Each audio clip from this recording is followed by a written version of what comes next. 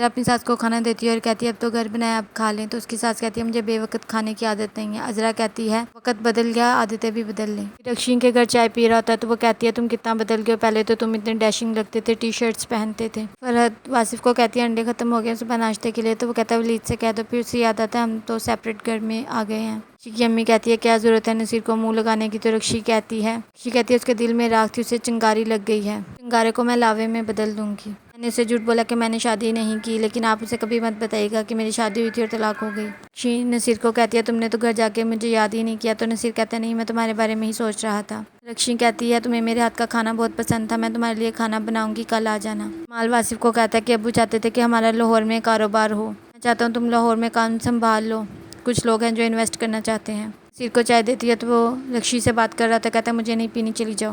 ماں کچن میں آ کر بہت زیادہ روتی ہے۔ حضرا جمال کو کہتی ہے مجھے گلدان پسند ہے، میں وہ لوں گی۔ جمال کہتا ہے کرائے کا گھر ہے، کیا ضرورت ہے، اگلے گھر جائیں گے، اتنی جگہ نہ ہوئی تو۔ کہتے ہیں پوری زندگی اپنے گھر کو ترسی ہوں، اب بن گیا تو کرائے کا گھر ہے، کرائے کا گھر ہے لگائی رکھتے ہیں۔ جمال کہتا ہے میں بہت دکھی ہوں، میرے ابو چلے گئے، پھر ہم گھر سے سب بہن بھائی الگ الگ ہو گئے۔ گلشن آرا سے کہتی ہے میں تو کہیں جا ہی نہیں سکتی، میری ساس مجھے اتنی باتیں سناتی ہے۔ شنارا کہتے ہیں تم نے جس لالچ میں اپنی ساس کو یہاں پہ رکھا ہے، خدمتیں کر رہی ہو، سارا زیور چھوٹی بہو کے پاس جائے گا، ایک کام کرو اس زیور کو غائب کر دو۔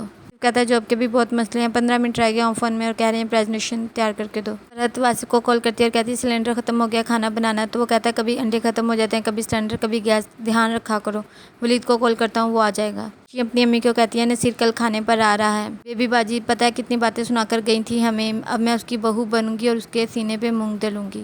جمال کو بتاتا ہے کہ واصف بھائی کی کال آئی ہے، سلنڈر بھروا کر دینا ہے، واصف بھائی آفس میں ہیں۔ نصیر اسما کو پاگلوں کی طرح آوازیں دیتا ہے اور کہتا ہے میری ٹی شرٹس کہاں ہیں، تو اسما کہتی ہے وہ تو آپ پہنتے ہی نہیں تھے، امی نے کسی کو دے دی۔ نصیر کہتا ہے تم نے کیوں دی میری اجازت کے بغیر۔ اسما کہتی ہے آہستہ بولا کریں، آپ کا بیہیویئر دیکھ کر بچہ اپنی بیوی کے ساتھ بھی بڑا ہو کے یہی سب کرے گا۔ فرحت ولید کو کہتی ہے رک جاؤ، واصف سے مل کر جانا، کھانا کھا کر جانا، تو ولید کہتا ہے نہیں امی میرا انتظار کر رہی ہوں گی، میں امی کے ساتھ کھاؤں گا۔ جمال اپنی امی کو کہتا ہے میں سوچ رہا ہوں ولید کو لاہور بھیج دوں، وہاں پر ابو کے کچھ دوست ہیں جو انویسٹ کرنا چاہتے ہیں، تو اس کی امی کہتی ہے وہ اکیلا کیسے رہے گا۔ جمال کہتا ہے جب سر پر پڑے گی تو وہ سب کام سیکھ لے گا۔ حضرت جمال کو کہتی ہے اس وقت میرے ڈرامے کا ٹائم ہوتا ہے، یا پہلے آیا کریں یا بعد میں ایک ہی دفعہ کھانا لگاؤں گی، ولید کہاں پر ہے۔ کہتی کہاں گئے تھے، تو ولید کہتا ہے واصف بھائی کے گھر گیا تھا، واصف بھائی آفس سے سلنڈر ختم ہو گیا تھا ان کا۔ حضرا کہتی ہے رہتے تم یہاں، کھاتے یہاں پر، اور کام تم ان کے کرتے ہو، صحیح ہے وہ خود نواب بن گیا اور تمہیں نوکر بنا دیا ہے۔ کہ امی کہتی ہے بھائی بھائی کے کام نہیں آئے گا تو کون آئے گا، ٹی شرٹس اور جینس لے کر آتا ہے۔ شاہزیب کہتا ہے ابو کیا لے کر آئے، لیکن وہ کوئی جواب نہیں دیتا۔ صرف کہتا ہے ولید کو کھانے پر ہی روک لیتی۔ فرحت کہتی میں نے کہا تھا، لیکن وہ کہہ رہا تھا کہ میں امی کے ساتھ ہی کھاؤں گا۔